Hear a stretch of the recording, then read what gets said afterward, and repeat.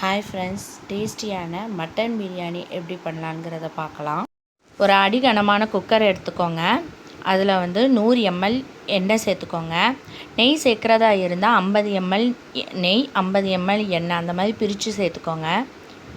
எண்ணெய் நல்லா சூடானதுக்கப்புறம் 1/2 கிலோ பெரிய வெங்காயத்தை நீல வாக்கில் கட் பண்ணி ஆட் பண்ணிக்கோங்க. நான் இந்த அளவுலாம் பார்த்திங்கன்னா 1 கிலோ கறிக்கு நான் சொல்கிறேன்.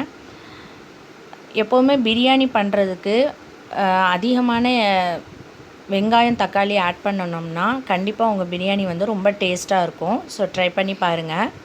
ஸோ 1 கிலோ மட்டனுக்கு 1/2 கிலோ பெரிய வெங்காயம் ஆட் பண்ணிக்கோங்க. வெங்காயம் நல்லா வதங்கணும். காரத்துக்கு ஏற்ற மாதிரி பச்சை மிளகாய் ஆட் பண்ணிக்கோங்க. நான் 7 பச்சை மிளகாய் ஆட் பண்ணியிருக்கேன். உங்களுக்கு எவ்வளோ காரம் வேணுமோ அந்த அளவுக்கு நீங்கள் ஆட் பண்ணிக்கோங்க. வெங்காயம் பச்சை மிளகாயும் நல்லா வதங்கி விடுங்க. நல்லா வதங்கினதுக்கப்புறம் நம்ம மசாலாலாம் ஆட் பண்ணிடலாம். ஸோ இந்த ஸ்டேஜில், அதாவது எண்ணெயாக பிரிஞ்சு இருக்க பாருங்கள், இந்த ஸ்டேஜில் நம்ம மிளகாய் தூள் ஆட் பண்ணிக்கிறலாம். அப்போ தான் உங்களுக்கு பிரியாணி கலராக கிடைக்கும். சில பேர் பிரியாணி கலராக கிடைக்கணும் அப்படிங்கிறதுக்காக ஃபுட் கலர்ஸ்லாம் ஆட் பண்ணுவாங்க. ஸோ அதை நம்ம அவாய்ட் பண்ணுறதுக்கு நம்ம இப்போவே நம்ம மிளகாய் தூள் ஆட் பண்ணோம்னா கண்டிப்பாக உங்கள் பிரியாணி டேஸ்ட்டாக இருக்கும். அதே மாதிரி கலராகவும் இருக்கும். அப்புறம் பிரியாணி மசாலா ஒரு 1.5 டேபிள் ஸ்பூன் அளவுக்கு ஆட் பண்ணிக்கோங்க. இப்போ எல்லாத்தையும் நல்லா மிக்ஸ் பண்ணி விட்டு நல்லா வதங்க விடுங்க.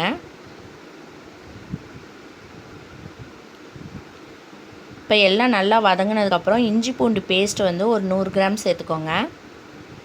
சேர்த்து நல்லா வதக்கிக்கோங்க.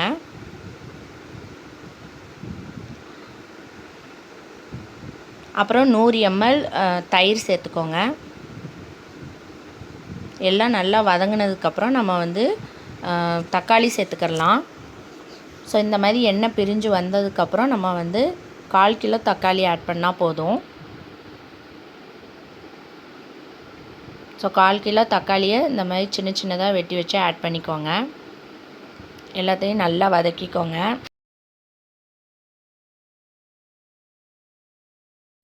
எல்லாம் நல்லா வதங்கினதுக்கப்புறம் நம்ம கொத்தமல்லி புதினா சேர்த்துக்கலாம். ஸோ அரை கட்டு நான் எடுத்திருக்கேன். ஸோ கொத்தமல்லி புதினாவை ரொம்ப பொடிசாக நறுக்கி ஆட் பண்ணிக்கோங்க.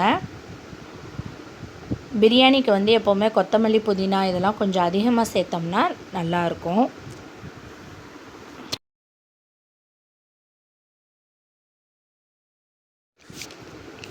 எல்லாத்தையும் நல்லா வதக்கி விடுங்க.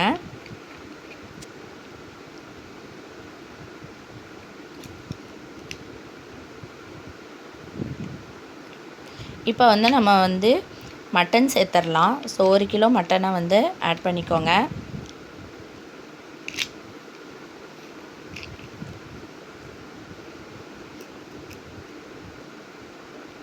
எல்லாத்தையும் நல்லா அந்த மசாலாலாம் நல்லா மிக்ஸ் பண்ணி விட்டுருங்க. இப்போ கொஞ்சமாக தண்ணி விட்டுக்கோங்க. டேஸ்ட்டுக்கு ஏற்ற மாதிரி உப்பு ஆட் பண்ணிக்கோங்க.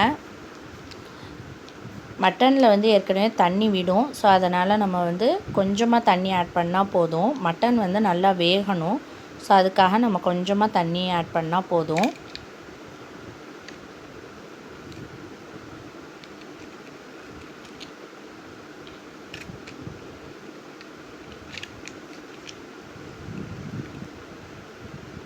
ஆட் பண்ணிவிட்டு நல்லா குக்கர் வச்சு மூடி விசில் போட்டு ஒரு 3 விசில் வர்ற வரைக்கும் நல்லா குக் பண்ணிக்கோங்க.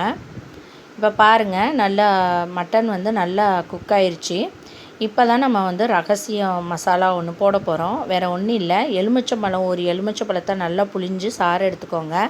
அதில் 1 டேபிள் ஸ்பூன் பட்டை பொடி சேர்த்துக்கோங்க. அப்புறம் 1/2 டேபிள் ஸ்பூன் ஏலக்காய் தூள் சேர்த்துக்கோங்க. சேர்த்து நல்லா மிக்ஸ் பண்ணிவிட்டு நம்ம செஞ்சு வச்சுருக்கிற அந்த மட்டன் கிரேவியில் அதை நம்ம போட்டுடலாம். போட்டு நல்லா மிக்ஸ் பண்ணி விட்டுருங்க. ஸோ இது நம்ம ஆரம்பத்தில் எண்ணெய் சூடாகும் போதே நம்ம பட்டை கிராம்பு இதெல்லாம் நம்ம போடலை. ஸோ இந்த ஸ்டேஜில் நம்ம அந்த பொடியை நம்ம போடும் போது பிரியாணி ரொம்ப டிஃப்ரெண்ட்டாகவும் ரொம்ப டேஸ்ட்டாகவும் இருக்கும். ஸோ கண்டிப்பாக ட்ரை பண்ணி பாருங்கள்.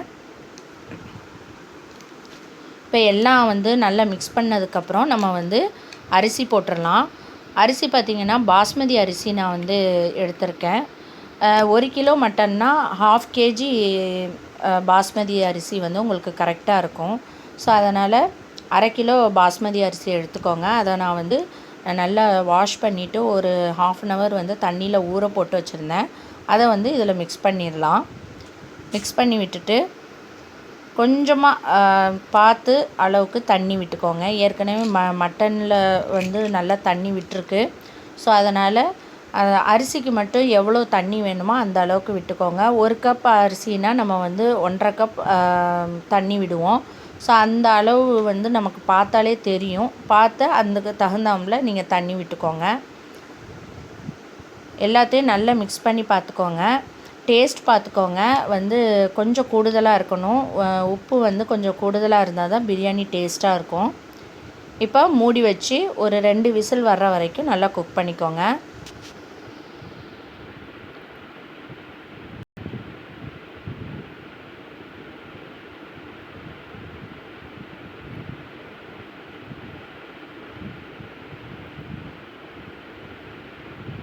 ஸோ 2 விசில் வந்ததுக்கப்புறம் நம்ம பிரியாணி எப்படி இருக்குன்னு பார்க்கலாம்.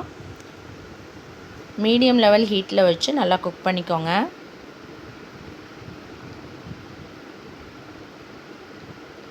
ஸோ அவ்வளோதான். ரொம்ப டேஸ்டியான, சிம்பிளான, ஈஸியான பிரியாணி ரெடி ஆயிடுச்சு. ஸோ கண்டிப்பாக வந்து இந்த ரெசிபி வந்து எல்லாருக்கும் பிடிக்கும். ஏன்னா நம்ம வந்து ரகசியமாக அந்த மசாலா சேர்த்தது தான் இதில் உள்ள ஒரு சீக்ரெட்.